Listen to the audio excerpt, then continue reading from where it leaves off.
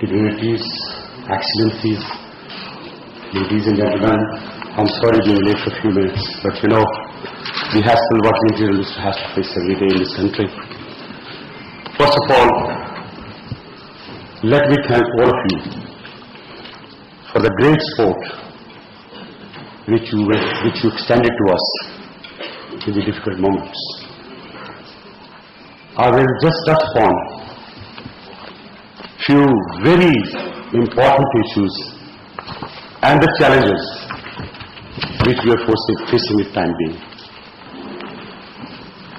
We got into trouble 30 years back when we decided to take on war with Afghanistan, helping Afghanistan against Soviet Union, and that's the day we started getting into deep hot waters, and here we get clutch and poke cultures, meaning the gun running into the country, drug barons ruling the borders of Pakistan and Afghanistan, and as I speak to you, the trade of $5 billion is on, and 5% proceeds goes to the terrorists' financing.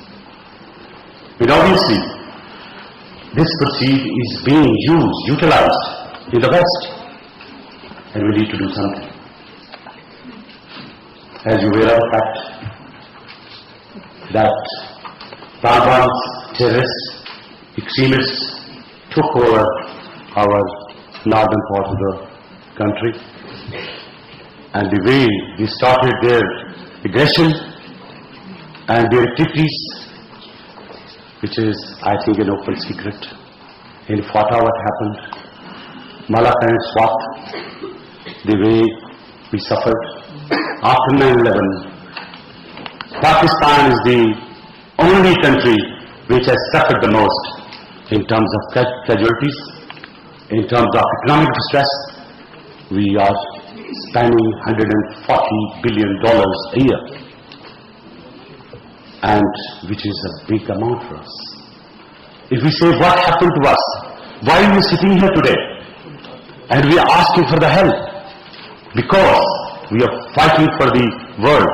We are fighting for our future generations to save them from the clutches of terrorists. Had we not gone into this war and adopted the life of Taliban, what they wanted us to adopt, perhaps we would have not been asking for help. We decided to fight not for Pakistan only. We decided to fight for the international community.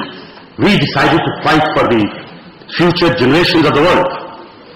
Today, it is Afghanistan and Pakistan.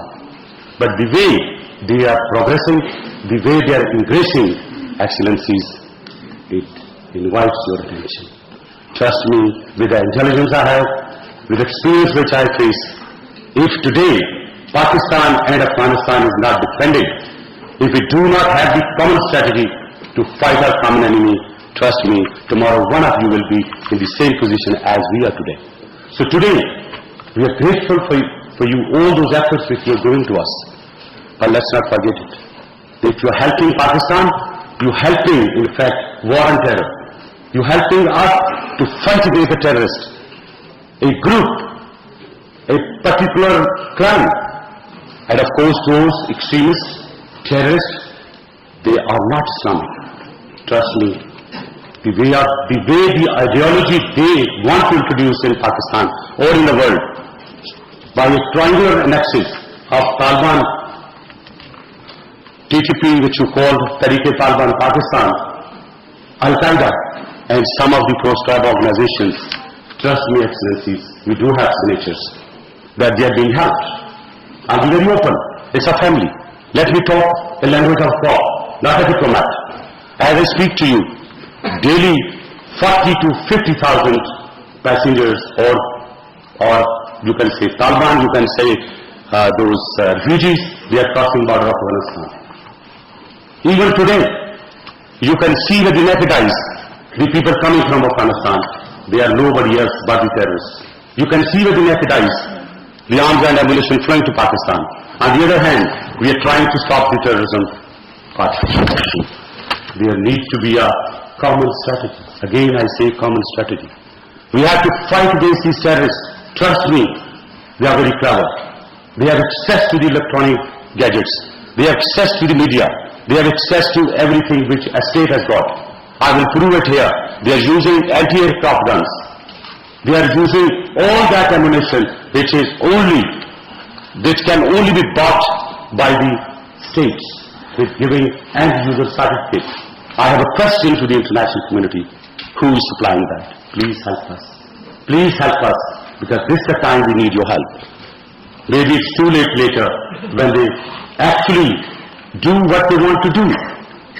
If there is a wrong impression in the world that perhaps if Pakistan or Afghanistan is in trouble, they will be able to save the world. No. The way they are ingressing into South Asia, it's going to go to Pacific Asia, and then, of course, to the world. I'm sorry, I have taken a little more time giving the background, but at the same time, I must appreciate the way the world has come forward to help us in the disaster.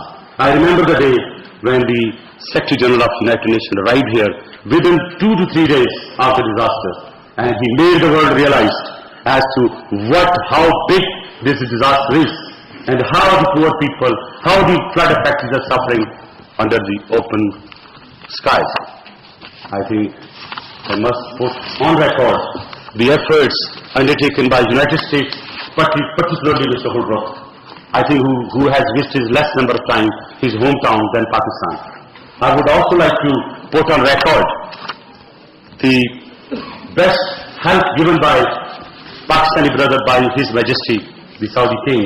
And I know the Saudi ambassador, Mr. Aziz, he spent his Eid with the flood affected rather than with the family.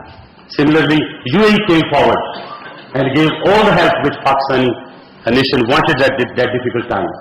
Perhaps if I start taking names, starting with Turkey to Iran, and of course Japan, all of them came forward. I just wanted to put on record, we Pakistani, believe me, we are really grateful at this difficult moment, but at the same time, my submission would be that more important at this point of time is help to Pakistan for fighting war against terror. We have the will, we have the ability, but unfortunately we do not have the capacity to the desired level. My soldiers even today, they are fighting without bulletproof jackets. They do not have the powerful instruments. I request you, please, not for Pakistan, for world peace. I'm warning the world on this aspect because I have the signatures, I have the proofs that the terrorists are not going to stop this war just with Pakistan and Afghanistan.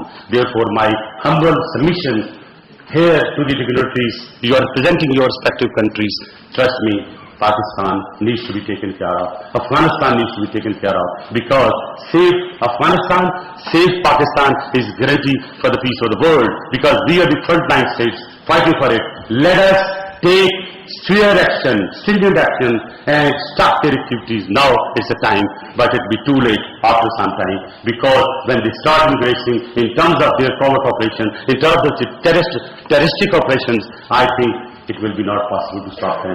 With this, thank you very much, and sorry for not being a very diplomatic and being a very forthright, because I always bring my heart out, because I think it's a family where we should put up, give our heart out, and tell us what the problem we are facing, because this is the time that we must tell you, so that when you go back, you know what's the problem here, and we need your help. Even if you cannot give us the, let us say, help in terms of fund, give us some moral support. Please do not ask us to do more. We have given a lot in terms of casualties. Today we are suffering only because of war and terror. Had there been no war, I promise you, we would have been self-sufficient today. Imagine a country like us spending $140 billion on war and terror, where drug barons, all mafias around us, they are being helped to the terrorists. They are helping the terrorists. They have annexes, and we have to break. We have to break this annexes, and the only way forward is the international community has to be together. There has to be unity. There has to be a unity in actions, which I do not see here. I'm sorry to say. Because what is happening in this region? There is a multi-directional approach to deal with this man. We need a singular actually approach to control, to make our action more effective, more efficient, and more result-oriented. Thank you very much, Excellencies.